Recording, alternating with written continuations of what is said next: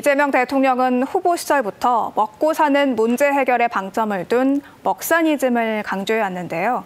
이를 위해 가장 먼저 해결해야 할 과제로 민생경제 회복을 꼽았습니다. 자세한 내용 명지대학교 경제학과 우석진 교수와 이야기 나눠봅니다. 안녕하십니까? 네, 안녕하세요. 네. 자, 이재명 정부 국민의 먹고 사는 문제, 이른바 먹사니즘 해결을 최우선 과제로 삼고 있는데 교수님께서 보시기에는 지금 우리의 민생 경제 상황 어떻게 진단하십니까? 지금 우리 경제는 상당히 지금 어려운 상황에 처해 있고 네.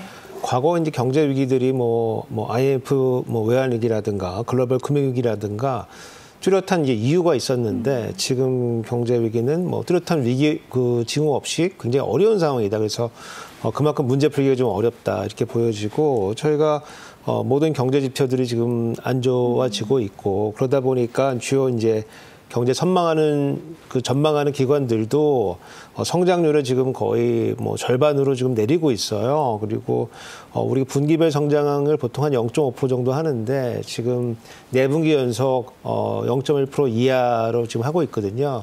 그거는 우리 아마 대한민국이 만들어진 이후로 상당히 제일 어려운 시기가 아닌가 싶고 그리고 내수도 우리 국민들 다 아시겠지만 굉장히 어렵고 그러다 보니까 물건이 안 팔리다 보니까 자영업자 매출 부진하고 그러다 보니 연체율도 높고 폐업도 늘어나고 그러니까 공실도 늘어나고 그러니까 건축 부분도 건설 부분도 안 좋아지고 그래서 전반적으로 상당히 지금 어려운 시기다 이렇게 보고 있습니다. 네, 교수님께서 짚어주신 것처럼 내수 경기가 좋지 않은 상황이다 보니까 앞서 이재명 대통령도 속도감 있는 추경 편성을 지시하기도 했는데요. 그 규모가 30조 원 안팎이 될 거라는 예상이 나오고 있는데 어떤 분야에 좀 시급하게 그 추경이 좀 활용이 돼야 된다고 보십니까? 지금 우리 대선 기간 동안에 이재명 대통령뿐만 아니고 김문수 후보도 한 30조 규모의 추경이 필요하다고 그렇게 말씀드린 바가 있고 규모는 지금 나오는 건 20조 플러스 알파다. 왜냐하면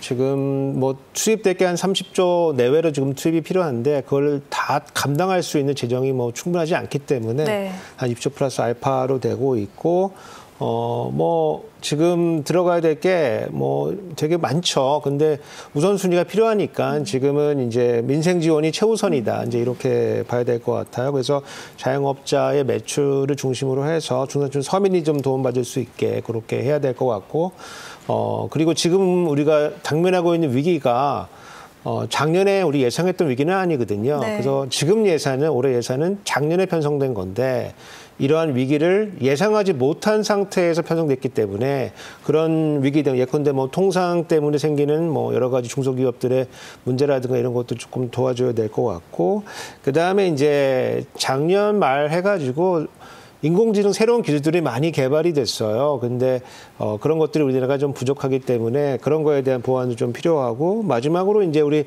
대선 기간 동안에 국민들의 많은 경제에 대한 열망이 지금 발현이 된 거거든요. 그래서 그걸 고려해 보면은 그런 거 좀 담을 수 있는 내용들이 돼서 추경이 구성이 돼야 된다 이렇게 보고 있습니다. 네, 짚어주신 민생 지원의 일환으로 지역화폐가 좀 중요한 정책으로 주목을 받는 것 같습니다.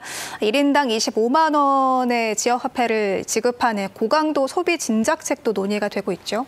예, 그래서 이게 지역 화폐라 그러니까 되게 약간 좀 어마무시하게 들리긴 하는데 사실은 화폐는 아니고 이제 소비 쿠폰입니다. 소비 쿠폰이고 지금도 이제 소비 쿠폰을 많이 하고 있어요. 네. 그래서 예를 들어서 수산물 대전이라든가 아니면 온누리 상품권이라든가 다양한 형태의 소비 쿠폰이 이제 진행이 되고 있는데 그거에 이제 확장된 버전이다. 그리고 그거는 다만 이제 지역에 좀 한정돼가지고 그렇게 지출하는 거니까 너무 이상하게 볼 건 아니고 선진국들도 경기가 좀 어려워지면은 현금성 지원들을 많이 합니다. 미국도 많이 하고 일본도 최근에 많이 한다 그러고 이제 싱가포르도 지금 하고 있거든요. 그래서 너무 이상하게 볼 건 아니고 지금 이제 경제가 얼어붙은 거는 경기가 어려운 것도 있지만은 기본적으로 이제 불법 계엄이나 이런 사태로 인해서 심리적으로 얼어붙어 있는 상황도 있는 거거든요. 그래서 이거를 녹일 수 있는 어떤 마중물이 필요한 거 아니냐. 이제 그런 관점에서 이 소비 바우처, 소비 쿠폰을 통해 가지고 민생 경제 활성화에 기여할 수 있다 그러면은 그 정도는 이제 충분히 할 수 있다고 이렇게 보고 있습니다. 네. 그러면 이런 소비 쿠폰 형식의 지역 화폐가 실제로 민생 경제 살리기에 좀 효과가 있을 것으로 예상을 하시는지요? 이제 재정이라고 하는 게 사실 푼 만큼 효과가 납니다. 네. 그래서 너무 작게 풀면은 사실은 엄발에 오줌 누기라는 표현도 있듯이 그렇게 큰 효과는 없지만은 그래도 단시간 내에 대규모로 풀면은 이제 효과는 나는데 다만 이제 요 지역 화폐라고 하는 거는 저희가 이제 부를 때는 이전 지출이라고 부르고 있어요. 왜냐하면 자영업자 매출을 늘릴 수 있는 방법이 공무원들이 다니면서 먹을 수는 있는 건 아니기 때문에 네. 가게에 돈을 주고 가게가 이제 소비에 나서도록 하는 거거든요. 근데 가게 상황은 너무 복잡하기 때문에 이제 어떤 가게는 돈을 잘 쓰기도 하지만은 어떤 가게는 일부 좀 남기거든요. 그래서 그런 의미에서 준 만큼 효과 나는 건 아니다. 다만 지금 효율성이 조금 떨어지더라도 지금 긴급한 상황이기 때문에 이런 진통제 역할을 할 수 있는 이런 지역 화폐는 불가피한 거 아닌가 그렇게 보고 있습니다. 네. 그런데 이 지역 화폐를 두고도 지원 방식과 관련해서 여러 가지 이견이 좀 엇갈리는 상황인 것 같습니다. 교수님께서 보시기에는 어떤 방향의 지원 방식이 좀 적합하다고 보시는지도 궁금하고 또 현 정부는 어떤 방식을 택할 것으로 예상을 하시는지도 좀 의견을 듣고 싶습니다. 그러니까 그 정치하시는 분들은 전 국민을 상대로 주는 게 맞다. 네. 이렇게 주장을 하시고 계시고 이제 그 기재부 필요에 포함해서 이제 관료들은 이제 좀 선별적으로 가야 된다 이렇게 주장하고 있기 때문에 둘 다 장단점이 있습니다. 예컨대 대규모로 넣었을 때는 예컨대 25분을 전 국민에 줬을 때는 한 13조, 14조 정도의 재원이 소요가 되는데 그러면은 이제 효과를 분명히 낼 수는 있죠. 다만 그게 지금 세수가 많아가지고 바로 조달할 수 있는 건 아니고 뭔가 돈을 빌려야 되기 때문에 이게 미래 세대 부담이 갈 수가 있으니까 굳이 필요하지 않은 사람까지 할 필요가 있냐 이제 이런 관점이 하나 있기 때문에 그 중간에 어딘가를 가면 좋은데 제 개인적인 의견은 우리 복지나 보훈이나 장애나 이렇게 좀 국가의 도움 받으시는 분들 계시거든요. 네. 이런 분들은 전부 나눠드리고 그다음에 국민들은 좀 여유가 있으신 분들은 조금 할인율을 조금 국고를 통해 가지고 좀 올려줘가지고 사서 쓸 수 있게 이렇게 네. 하는 것도 하나의 방법이 되지 않을까 이렇게 생각을 해보고 있습니다. 네, 앞서 잠깐 짚어주신 것처럼 재원이 결국에는 문제가 되는 거잖아요. 적자국채 발행 없이 추경을 감당하기 조금 힘든 상황이어서 우려도 나오고 있는 건데 이번 추경 우리 경제에 좀 어떤 영향을 미칠 것으로 보시는지요? 그러니까 추경이 되면은 그만큼 이제 경제가 이제 활성화가 되긴 될 거예요. 다만 이제 그 재원을 이제 조달을 해야 되는데 올해 적자 국채 발행 규모가 한 200조 가까이 됩니다. 그 중에 일부는 이제 대환 발행이고 일부는 이제 순중이기 때문에 순중으로 따져보면 그렇게 많지 않을 수 있지만 어쨌든 이 채권 시장에 이제 부담이 되는 건 맞거든요. 그래서 그렇게 조달한 돈을 좀 잘 써야 되는데. 요런 종합적인 성적이 사실 주가로 사실 반영이 돼요. 네. 그래서 채권을 국채를 발행해가지고 국가가 신인도가 좀 낮아지는 측면하고 소비가 활성화돼가지고 경제가 활성화되는 측면으로 종합적으로 이제 고려한 것들이 이제 주가로 반영이 되는데 지금 해외 투자자들이 우리나라에 지금 몰려오고 있습니다. 그 얘기는 경제가 어려웠을 때 한국에 투자를 해놓으면은 한국 정부가 적극적으로 개입해서 우리 자산의 가치를 지켜주는구나 하면서 지금 투자를 늘리고 있거든요. 그래서 지금 시점에 좀 적극적으로 나가는 게 맞고 그리고 우리나라 국가 채무 비율이 한 40% 후반 정도 돼요. 이거는 이제 선진국 기준으로 봤을 때나 OECD 기준으로 봤을 때 그렇게 높은 수준은 아니고 아직도 조금 여유가 있는 그런 상황이거든요. 그런 거를 고려해 보면은 좀 국민들이 어려울 때 조금 더 적극적으로 국가가 부채를 좀 지면서 나가는 것도 하나의 방법이 된다. 이렇게 보고 있습니다. 네. 이재명 대통령이 이렇게 민생 경제 회복에도 굉장히 힘을 쏟고 있지만 또 못지않게 강조하고 있는 게 노동 환경 개선입니다. 이 두 가지가 어떤 연관성이 있는 건지 궁금하고요. 또 관련해서 대통령의 공약 어떤 것들이 있었는지도 소개를 좀 해주시죠.